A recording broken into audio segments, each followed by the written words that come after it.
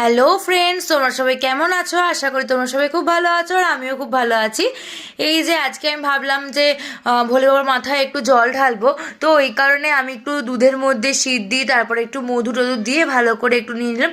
আর দেখো, আমি যে গামলাটা তোমাদের দেখালাম, সেই গামলাটা হচ্ছে আমাদের ভাই আগের খেলাতে জিতেছে, মানে কালকে স্কুলে যে খেলা হয়েছে তো সেইখানেও জিতে সেকেন্ড হয়েছে। তো ভাবলাম যে যেহেতু নতুন আছে তো ওইটা নিয়ে একেবারে যাই। তো আগে আমি আমাদের মাঠের ঠাকুরকে না ঢেলে আগে আমি আমার বাড়ির ঠাকুরকে আগে ঢেলে নিলাম, তারপরে মাঠে যাচ্ছি ঢালবো বলে। এই যে এখানে আমি মাঠের ঠাকুরের মাথায় জল ঢেলে দিলাম, দিয়ে ভালো করে একটু ভগবানের কাছে বললাম যে ভগবান আমাকে একটু দেখো, সবাইকে ভালো রেখো।